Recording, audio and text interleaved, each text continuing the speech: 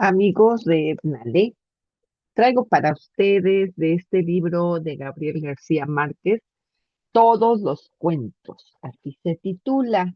Recuerden que García Márquez es un autor colombiano y leo para ustedes un fragmento de la increíble y triste historia de la cándida Heréndida y de su abuela desalmada. Heréndida estaba bañando a la abuela cuando empezó el viento de su desgracia. La enorme mansión de argamasa lunar, extraviada en la soledad del desierto, se estremeció hasta los estribos en la primera embestida. Pero Heréndida y la abuela estaban hechas a los riesgos de aquella naturaleza desatinada y apenas si notaron el calibre del viento en el baño adornado de pavorreales repetidos y mosaicos pueriles de termas romanas. La abuela desnuda y grande parecía una hermosa ballena blanca en la alberca de mármol. La nieta había cumplido apenas los 14 años y era lánguida y de huesos tiernos y demasiado mansa para su edad. Con una parsimonia que tenía algo de rigor sagrado, le hacía abluciones a la abuela con un agua en la que había hervido plantas depurativas y hojas de buen olor, y éstas se quedaban pegadas en las espaldas suculentas, en los cabellos metálicos y sueltos, en el hombro potente tatuado sin piedad con un escarnio de marineros. Anoche soñé que estaba esperando una carta, dijo la abuela. Heréndira, que nunca hablaba si no era por motivos ineludibles, preguntó, ¿qué día era en el sueño? Jueves. Entonces era una carta con malas noticias, dijo Heréndira, pero no llegará nunca. Cuando acabó de bañarla, llevó a la abuela a su dormitorio. Era tan gorda que solo podía caminar apoyada en el hombro de la nieta, o con un báculo que parecía de obispo, pero aún en sus diligencias más difíciles se notaba el dominio de una grandeza anticuada. En la alcoba compuesta con un criterio excesivo y un poco demente, como toda la casa, Heréndira necesitó 2 horas más para arreglar a la abuela.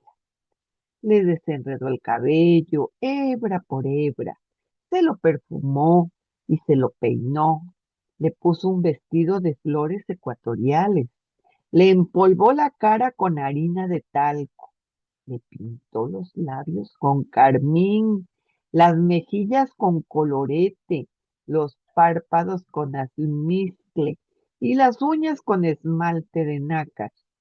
Y cuando la tuvo emperifollada como una muñeca más grande que el tamaño humano, la llevó a un jardín artificial de flores sofocantes como las del vestido. La sentó en una poltrona que tenía el fundamento y la alcurnia de un trono y la dejó escuchando los discos fugaces del gramófono de bocina.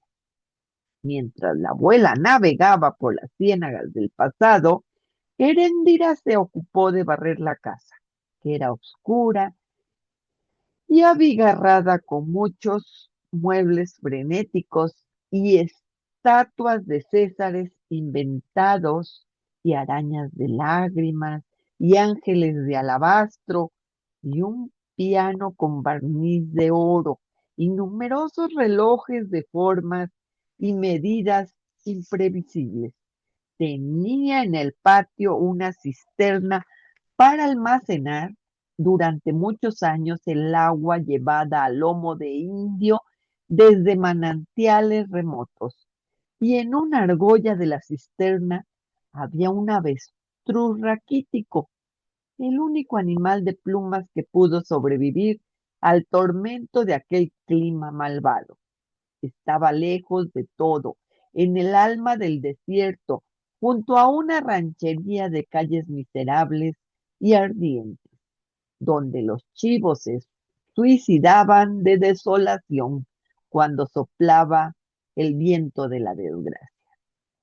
Aquel refugio incomprensible había sido construido por el marido de la abuela, un contrabandista legendario que se llamaba Amadís, con quien ella tuvo un hijo que también se llamaba Amadís y que fue el padre de Heréndira.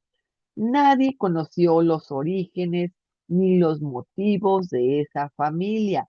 La versión más conocida en lengua de los indios era que Amadís, el padre, había rescatado a su hermosa mujer de un prostíbulo de las Antillas, donde mató a un hombre a cuchilladas y la traspuso para siempre en la impunidad del desierto.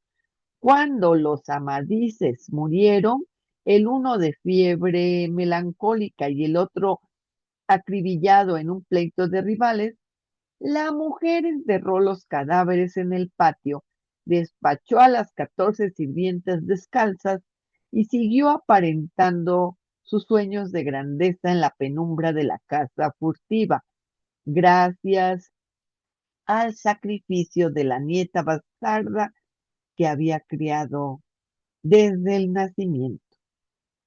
Y si quieren saber cómo continúa esta historia, este es el libro de García Márquez, Todos los cuentos. Recuerden que García Márquez nació en 1927 en Aracataca, Colombia, donde lo criaron sus abuelos.